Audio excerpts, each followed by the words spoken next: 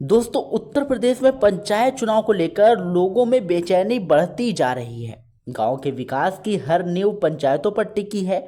चाहे बात ग्राम प्रधान की हो, बीडीसी की हो, ब्लॉक प्रमुख की हो, जिला पंचायत सदस्य या फिर जिला पंचायत अध्यक्ष की ही क्यों ना हो, ये लोग गांव की योजनाएं चलाते हैं, समस्याएं सुलझाते हैं और स्थानीय स्तर पर विकास की दिशा तय करते हैं।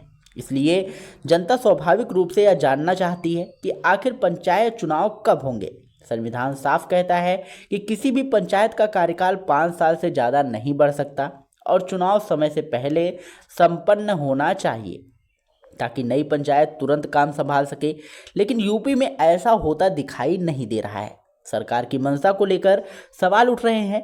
क्योंकि दोस्तों, देश के कई राज्यों में चुनाव समय पर होते हैं। जैसे पश्चिम बंगाल की मिसाल सामने है, वहां कार्यकाल खत्म होने से पहले ही नतीजे आने शुरू हो जाते हैं। लेकिन यूपी में चुनाव की तारीखें धुंधली होती जा रही हैं। लोग उम्मीद लगाए बैठे थे कि मुख्यमंत्री योगी आदित्यनाथ पंचायत चुनाव पर बड़ी और सख्त घोषणा करेंगे। क्योंकि वो कड़े फैसले के लिए जाने जाते हैं। लेकिन मामला अब पूरी तरह अदालत पर टिका हुआ दिख रहा है। कैबिनेट मंत्री ओम प्रकाश राजभर पहले दावा कर रहे थे कि जुलाई से पहले चुनाव हर हाल में हो जाएंगे, लेकिन अब उनकी जुबान बदल गई है। अब वह कह रहे हैं कि हाई कोर्ट जो कहेगा वही होगा, सरकार वही करेगी। लोगों को ऐसा लग रहा है कि पहले जनता को आश्वासन देकर बहलाया गया और अब पूरा मामला न्यायालय के चक्कर में डाल दिया गया, जबकि संविधान में यह साफ है कि पंचायतों का कार्यकाल बढ़ाया नहीं जा सकता, चाहे परिस्थिति कैसी भी हो। अदालत में याचिकाएं लंबित हैं, सुनवाई एक के बाद एक टल रही है और सरकार लगातार इंतजार की मुद्रा में है। इसी बीच ग्रामीण इलाकों में चर्चाएं तेज हो चुकी हैं कि क्या पंचायत चुनाव में देरी जानबूझकर की जा रही है।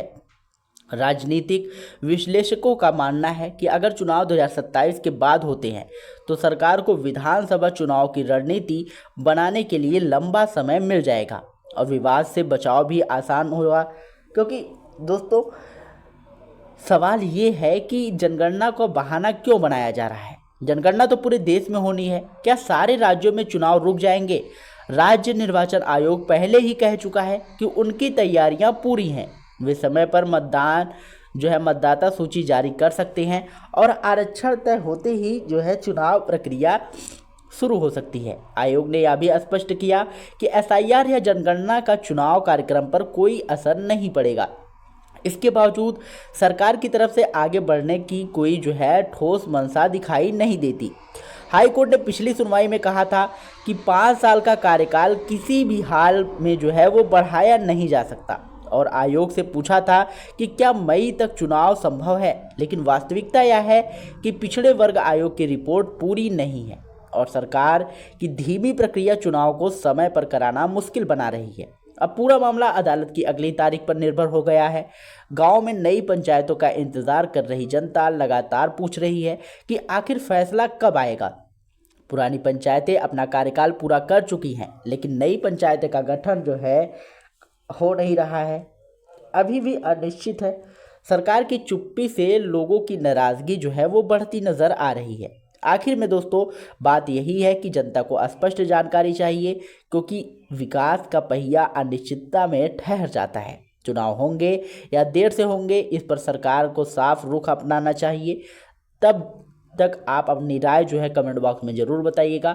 आपकी क्या राय है, समय पर चुनाव होंगे या नहीं होंगे? और दोस्तों, अगर आपका इससे रिलेटेड कोई भी क्वेश्चन हो तो कमेंट बॉक्स में ज़रूर पूछिएगा। हमारी टीम आपकी पूरी सहायता करेगी। मिलते हैं नई वीडियो में नई अपडेट के साथ। तब तक के लिए जय हिंद, जय भारत।